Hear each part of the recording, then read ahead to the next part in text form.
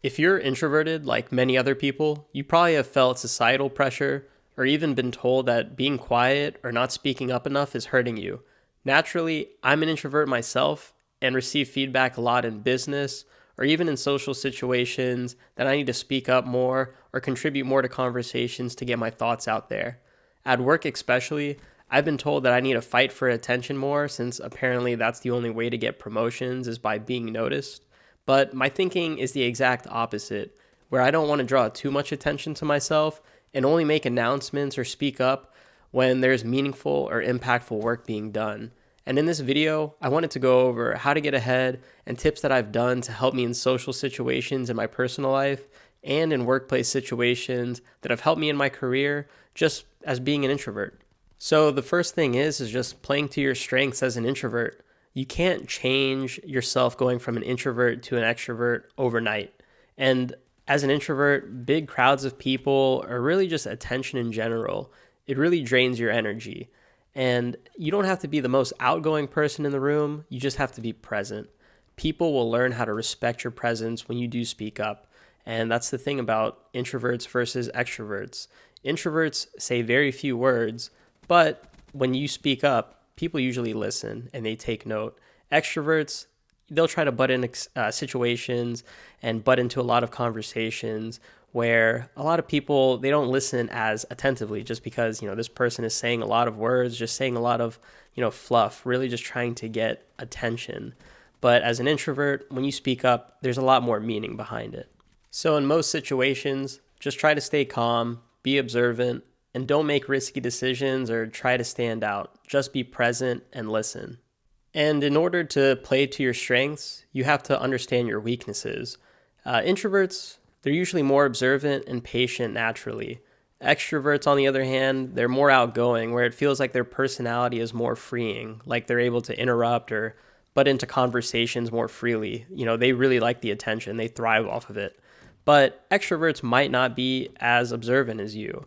As an introvert, you're listening to everything that's going on in a conversation, and when you speak up, you fully understand the concepts of what's going on. Extroverts, on the other hand, they might just be thinking about the next thing that they want to say or how they can get their point across. By you being more observant, you're listening deeply to the conversation, understanding the full situation of what's going on. So when you speak up, there's more substance and generally better advice that you can give or even introduce new points into the conversation that people haven't even thought of yet. And I often hear feedback from people when they reference like the quiet person where they'll say something like, this person doesn't say much, but when they speak up, we should listen. And that's the truth. I feel like once the quiet person starts talking, everybody shuts up and listens to what you have to say. And once you actually start talking, now you're in the moment. Hopefully your anxiety or stress goes away once you start delivering what point you want to get across. The second piece of advice that I wanted to bring up is choose your environments strategically that reward your competency. And what I mean by this is that any situation that you go into, just always be prepared. And I feel like introverts do a very good job at this, but most of the time we're very analytical and we sometimes overanalyze the situation just to prep for them. And this could literally be anything like dating, work parties, relationships, social gatherings. We're analyzing what kind of questions might be asked to us, what kind of topics are going to be brought up, and we're trying to plan out responses and essentially just plan out so many different scenarios in our head before we actually even get into the conversation. And we often analyze the situation even after the conversation is done, right? It could literally be a job interview, it could be a party. You're usually thinking about the things that you said where you might regret saying something a certain way, or you wish you said something in a different way to get your point across. Or maybe you wish you actually spoke up at a specific point in that conversation to bring something up. I myself, I don't really try to jump into conversations unless someone is asking what my opinion is, or somehow there's an easy transition for me to say my piece and get my point across. But the thing is that we're still analyzing what we could have done, what we did, and analyzing every little thing about the conversation that we just had.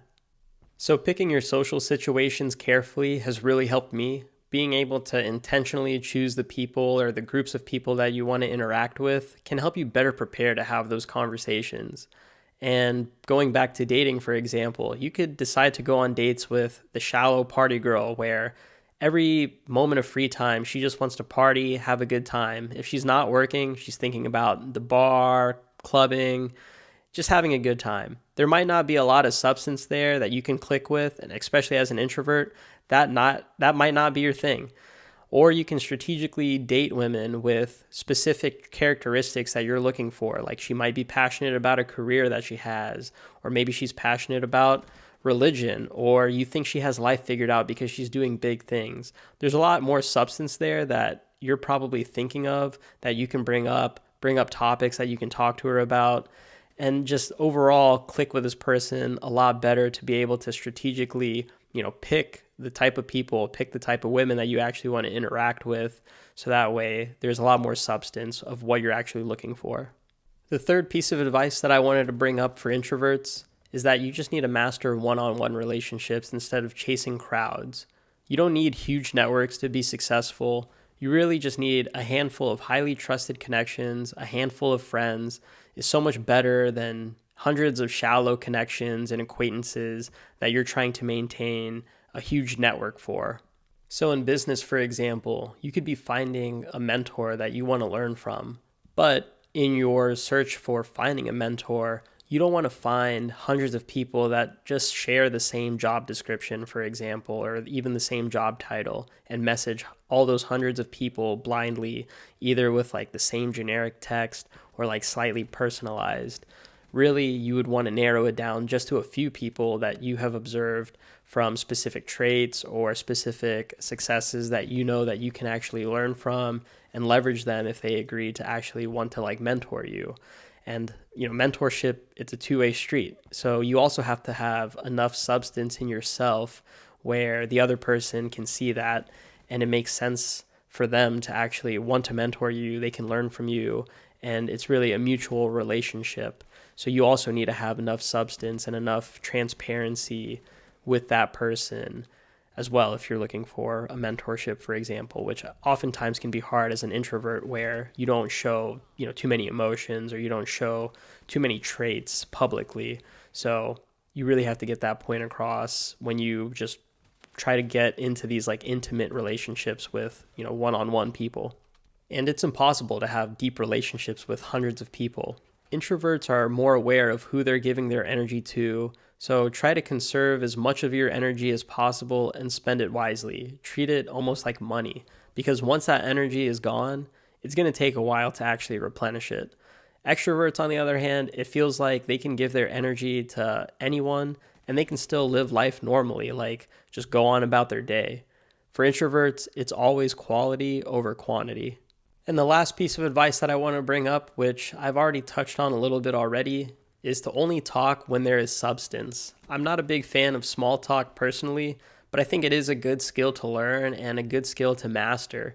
In certain situations, being able to create small talk and even just deal with small talk, it's a good way to break the ice, to start a conversation, which could quickly lead into another topic or lead into a deeper conversation. And when you speak, say what you mean. Don't just talk to like get your voice out there. Speak when there is substance that you can contribute to in that conversation. And don't make things awkward by completely changing topics mid-conversation. Wait till everybody is ready to do so. Like you get that feeling when everybody is ready to move on. Like you could be in a group of people talking about what everybody does for work.